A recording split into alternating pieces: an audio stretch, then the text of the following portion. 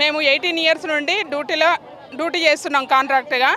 మమ్మల్ని ప్రతిసారి కాంట్రాక్ట్ అని మాట్లాడతారు, కానీ రెగ్యులర్కు కాంట్రాక్టుకు వాళ్ళకు మాకు వ్యత్యాసం చూపిస్తారు. మాకు రెగ్యులర్ వాళ్ళకు జీతం చాలా వ్యత్యాసం ఉంది, కానీ పనిన వాళ్ళకన్నా ఎక్కువ మేము పని చేయగలుగుతాము. కానీ ఇప్పుడు మాత్రము ప్రతిరోజు డ్యూటీ చేయాలి, వాళ్ళతో పాటు చేయాలి అని ఒక్కరోజు మెటర్నిటీ లీవ్, ఇప్పుడు డెలివరీకి మెటర్నిటీ లీవ్ 6 months ఉండాలి, కానీ లాస్ ఆఫ్ పే మీదనే 2 నెలలు కూడా కరెక్ట్ ఇవ్వట్లేదు. మాకు ఏరియర్స్ రావాలి 7 monthsవి, ఏరియర్స్ ఇవ్వట్లేదు. ఇప్పుడు అందరు ఏజ్లో అయిపోయిన వాళ్ళం ఉన్నాం. మేము ఇప్పుడు ఎగ్జామ్ రాసి ఏం డ్యూటీ చేస్తాము? ఇప్పుడు వేరే మేము చేస్తున్నదే ఇస్తారు కదా, రెగ్యులర్ చేసినా వేరేదైతే ఇయ్యరు కదా. అట్లాంటప్పుడు ఎగ్జామ్ అవసరం లేదు, మీరు రిజల్ట్ తీయకున్నా సరే మాకు వెంటనే రెగ్యులర్ చేయాలని, రిజల్ట్ ఇవ్వకున్నా వెంటనే రెగ్యులర్ చేయాలి. మా ఏజ్ అయిపోయినాక ఇంకేం చేస్తాను చెప్పండి? ఇప్పుడు 60 ఏజ్ ఉంది అందరికీ.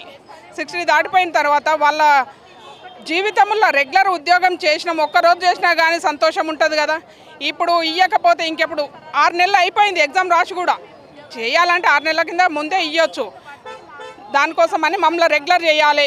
మాకు ఎగ్జామ్ రాసి ఉన్న వెయిటేజ్ ఇస్తా అని చెప్పిందా గవర్నమెంట్? ఎంత పర్సెంటేజ్ ఇస్తాను వెయిటేజ్?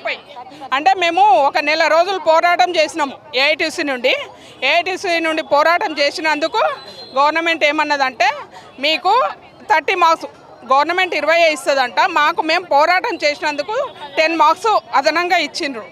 కాబట్టి దానివల్లనన్నా మమ్మల్ని రెగ్యులర్ వెంటనే రిజల్ట్ తీసేసి ప్రొవిజనల్ లిస్ట్ ఇచ్చి రెగ్యులర్ చేయమని కోరుకుంటున్నాం. ఇట్లా కాలం గడుపుతుంది గవర్నమెంట్, కానీ తొందర చేయట్లేదు. మాకు హెల్త్ కార్డు లేదు, మా హెల్త్కు మేమే సెక్యూరిటీ లేకపోతే వేరే వాళ్ళకి ఎట్లా చేయాలి చెప్పండి? ఇప్పుడు హెల్త్ డిపార్ట్మెంట్లో పనిచేస్తున్నా కూడా మీకు హెల్త్ కార్డు లేదు, హెల్త్ డిపార్ట్మెంట్లో ఉన్నా కూడా లేదు, హెచ్ఆర్ఏ కూడా లేదు. ప్రతికి పనికి తగ్గట్టు సమాన పనికి సమాన వేతనము అన్నారు, కానీ అట్లా కూడా లేదు. పిఆర్సీ ఏరియర్స్ 7 months రావాలండి, కానీ ఇవ్వట్లేదు. అవి తొందరగా ఇవ్వాలి. అట్లా అనేసి మాకు రెగ్యులర్ చేయాలనే ముఖ్య ఉద్దేశం అయితే మాకు రెగ్యులర్ చేయాలి.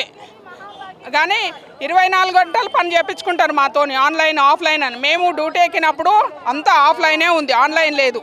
ఇప్పుడు అట్లా సరేలే పోనీ అనేసి చేస్తూనే ఉన్నాం, ఏదో ఒకటి తెలుసుకొని చేస్తున్నాము. కానీ గవర్నమెంట్కి అట్లా కూడా కాదు, ఇంకా స్టేట్ నుండి ఇస్తారు, సెంట్రల్ నుండి ఇస్తారు, వేరు పనులు ఇస్తారు, వేరు ఆన్లైన్లు ఇస్తారు. ఒక మనిషికి 10 ఆన్లైన్ చేయవలసి వస్తుంది. ఆన్లైన్ ఆఫ్లైన్ అనే వరకు మేమే ఒక పేషెంట్ల లాగా అయిపోతున్నాము.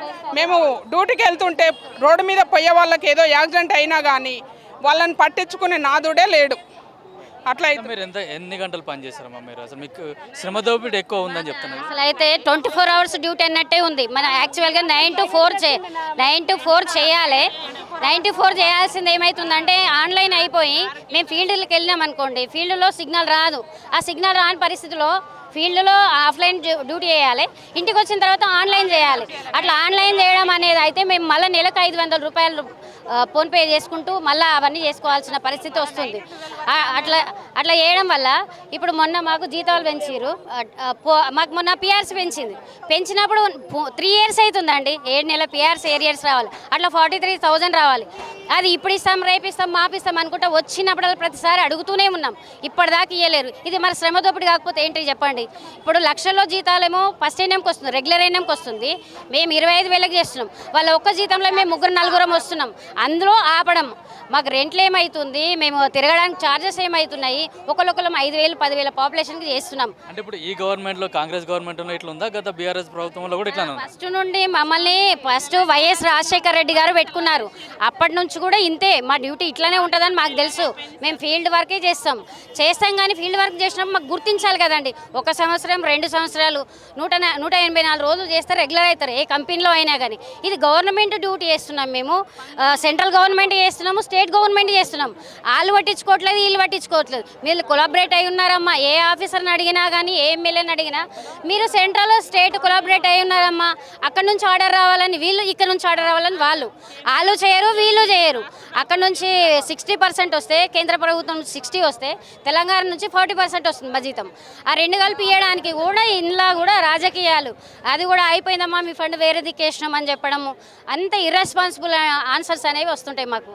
మీరు ఎన్ని సంవత్సరాల నుంచి పనిచేస్తారమ్మా? 2008లో జాయిన్ అయినాం సార్. ఇప్పటి వరకు 19 ఇయర్స్ అవుతుంది. కానీ మాకు ఎలాంటి హెల్త్ ఇన్సూరెన్స్ లేవు. మా ఫ్రెండ్ రీసెంట్గా ఒక ఆమె అది వంగర పిఎస్సిలో చేసి అమ్మాయి చనిపోయింది. వాళ్ళకి ఎలాంటి ఉపాధి లేదు, ఆమెకి ఇన్సూరెన్స్ లేదు, ఏది లేదు. కరోనా టైంలో అసినిపర్తి పిఎస్సిలో ఒక అమ్మాయి యాక్సిడెంట్లో చనిపోయింది. మాకు టార్గెట్లు పెట్టి టెన్షన్ పెడుతుంటే స్కూటీపై వస్తుంటే యాక్సిడెంట్ అయి చనిపోయింది. దానికి కూడా ఏం ఇన్సూరెన్స్ లేదు. చాలామంది ఏజ్ అయ్యి వేరే హెల్త్ ప్రాబ్లమ్స్ తోటి చనిపోతున్నాం. కానీ మాకు 8 అవర్స్ అని చెప్తారు. కానీ పొద్దున్న 9 to 4 ఫీల్డ్ డ్యూటీ, తర్వాత ఆన్లైన్ డ్యూటీ. నైట్ 12 అయితే మేము ఆన్లైన్ చేసుకుని సరే మాకు కళ్ళకు కూడా కనిపిస్తలేవండి. మీరు కరోనా టైంలో కూడా మీరు బాగా పనిచేసారు. అప్పుడు కరోనాలో పనిచేసిన వాళ్ళందరికీ రెగ్యులర్ చేస్తామని కూడా గవర్నమెంట్ చెప్పింది. చెప్పారు, పువ్వుల వర్షం కురిపించారు. మాకు మమ్మల్ని చేతులెత్తి మొక్కిరు. కానీ ఇప్పుడు అదే చేతులతోటి మమ్మల్ని ఏం చేస్తారో చేయండి. ఇప్పుడు కేంద్ర ప్రభుత్వం దగ్గర కేంద్ర ప్రభుత్వ ఉద్యోగులు అంటూ రాష్ట్రానికి వస్తే ఎటు మమ్మల్ని మధ్యలో అటు ఇటు కాకుండా చేస్తారు. మా అక్కల ఏజ్లు అయిపోయి కొందరు వేరే ప్రాబ్లంతో కూడా చనిపోయిన వాళ్ళు ఉన్నారు మా సెకండ్ ఎన్ఎంలు. కానీ ఎలాంటివి లేదు. కానీ మమ్మల్ని కొంచెం దయచేసి కనికరించి మా సెకండ్ ఎన్ఎంలకు ఏదైనా కూడా చేయాలని విజ్ఞప్తి చేస్తున్నాం. షాద్నా డివిజన్ నుంచి మాట్లాడుతున్నామండి. Second NM. నేను నందిగామ పిఎస్సి నుంచి మాట్లాడుతున్నాను. గత మేము 18 సంవత్సరాల నుంచి వెళ్ళి మేము హెల్త్ డిపార్ట్మెంట్లో సెకండ్ ఎన్ఎంగా మేము ఉద్యోగం చేస్తున్నామండి. ఇంకొకటి ఏంటిదంటే సీఎం గారికి ముఖ్యంగా మేము కోరుకుంటున్నది ఏంటంటే మాకు ఉన్న సర్వీస్కి ఇప్పుడు ఏదేదో కార్పొరేషన్లో కలుపుతాము, అక్కడ కలుపుతాము, ఇక్కడ కలుపుతాము అంటున్నారు. అయితే ఏంటిదంటే ఇప్పుడు ఉన్న పథకాలు మీరు పెడుతున్న పథకాలన్నిటికీ మేము అన్ని వర్కులు చేసుకుంటూ వస్తున్నాము. ఆ వర్కులన్నీ మేము సన్వియంగా చేసుకుంటూ వచ్చి కూడా మీరు మాకు శాలరీస్ మీద ఈపు మీద దెబ్బ కొడుతున్నట్టు ఉంది. ఇప్పుడు ఉన్న స్కీములకు ఇప్పుడు ఎన్సిడి అని, ఈ సంజీవని కాల్స్ అని, ఐహెచ్ఐపి అని ఇట్లాంటివి ప్రోగ్రాంలు పెడుతున్నారు. ఆ ప్రోగ్రాంలు కూడా మేము ఏం చేస్తున్నామంటే ప్రతి ఒక్కటి ఆన్లైన్ అప్డేషన్ చేసుకుంటూ వస్తున్నాము. ఇంకా అవర్స్ని పెంచుతున్నారు. మీరు పెంచిన అయినా కూడా మా టైం మాకు ఇళ్ళకు పోకుండా కూడా టైం తెలియకుండా కూడా ఉద్యోగాలు చేస్తున్నాము. ఇంకా మీరు మా టైంను పొడిగిస్తామంటే దానికి మేము ఒప్పుకోము. మాకు ఉన్న అవర్స్ని మాకు ఇవ్వండి. మేము అందులోనే ఆ పని మాత్రమే చేయగలుగుతాం. మాకు పని భారాన్ని కొంచెం తగ్గించాలని సీఎం గారిని కోరుకుంటున్నాం. ఇంకొకటి ఏంటిదంటే ఇప్పుడు మన నోటిఫికేషన్ ద్వారా 2023లో వేసిన నోటిఫికేషన్ని మీరు ఎగ్జామ్ అంటున్నాని ఏజ్ పరంగా అయిపోయిన వాళ్ళతో కూడా మీరు ఎగ్జామ్ రాపించారు.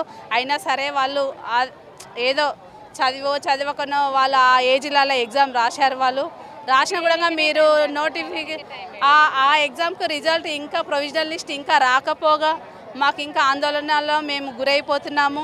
ఇంకొకటి ఏంటిదంటే మా శాలరీ మీద మాకు మీరు ఈపు దెబ్బ కొడుతున్నారు. అది మాత్రము తప్పు సీఎం సార్ గారు. ఇది మాత్రం మేము ఒప్పుకోము. పని చేయించుకుంటున్నప్పుడు జీతం ఖచ్చితంగా కావాలి. మీరు ఏ విధంగా అయితే పని ప్రతి ఒక్కదానికి మీరు పథకాలకు మీరు ముందడుగేస్తున్నారో ఆ పథకాలన్నీ మేము కష్టపడి మేము ఆన్లైన్ చేస్తున్నాము, అప్డేషన్ చేస్తున్నాం, ఎంసీహెచ్ అని ప్రతి ఒక్కటి చేస్తున్నాము. మీ టార్గెట్కు మేము రీచ్ అవుతున్నాం కాబట్టి మీరు కూడా మా పనిని చూసి మాకు కూడా ప్రతి నెల 1వ తారీఖు జీతాలు మీరు వేస్తారని, ఇంకొకటి ప్రొవిజనల్ లిస్టు మీరు ఖచ్చితంగా రెగ్యులరైజేషన్ కోసానికి ఇస్తే కొంతమంది కాకుండా కొంతమంది వెళ్ళిపోతే వాళ్ళకు కొంచెం భవిష్యత్తు బాగుంటుంది.